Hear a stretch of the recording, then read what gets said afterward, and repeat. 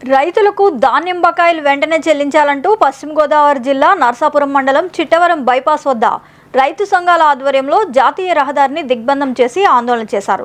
దీంతో నర్సాపురం పాలకొల్లు 216 జాతీయ రహదారిపై కిలోమీటర్ల మేర ట్రాఫిక్ స్తంభించిపోయింది. పరిస్థితి ఉధృతంగా మారడంతో పోలీసులు రంగప్రవేశం చేసి పరిస్థితిని చక్కదిద్దారు.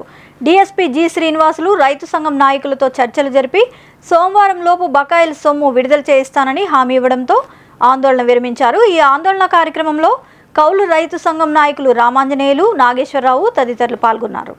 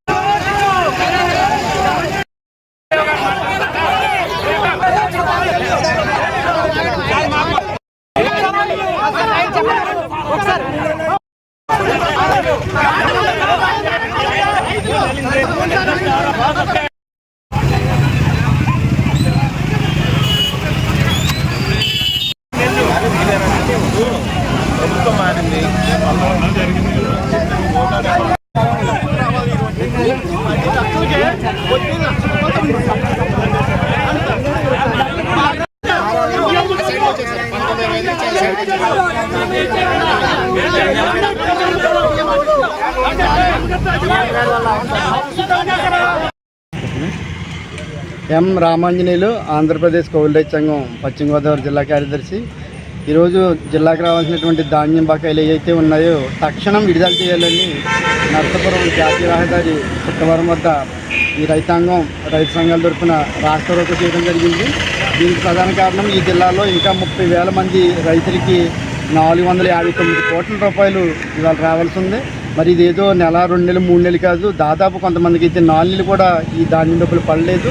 అటు తారవా పంట మాఫీ పూర్తయ్యి ఆ డబ్బులు తారవా పంట పూర్తయిన ఈ రోజుకి ఇవ్వకపోవడం అనేది ప్రభుత్వం చాలా అన్యాయం.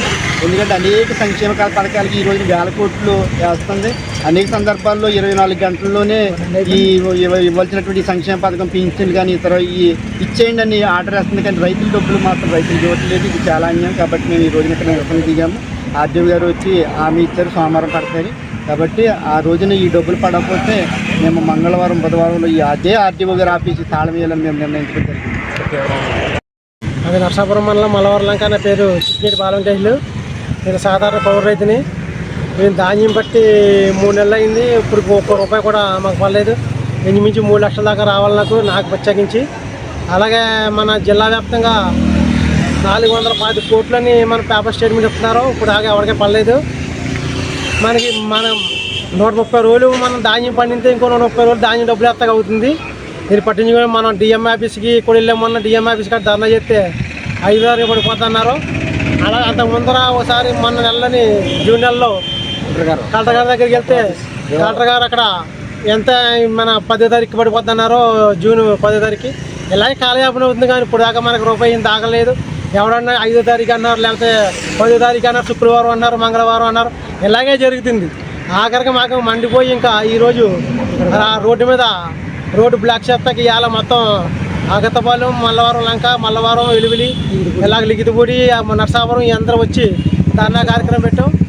ఆర్డీఓ గారు వచ్చి సోమవారం తప్పనిసరిగా వేస్తానని స్టేట్మెంట్ ఇచ్చారని అన్నారు. ఒకవేళ ఏమైనా పక్షంలో మంగళవారం ఇంకా దీనికంటే గట్టిగా ఉంటుందని తెలియజేస్తున్నాం. నిరంతర వార్తా శ్రవంతి కొరకు వీక్షిస్తూనే ఉండండి. మీ మా VST news. Please like, share and subscribe.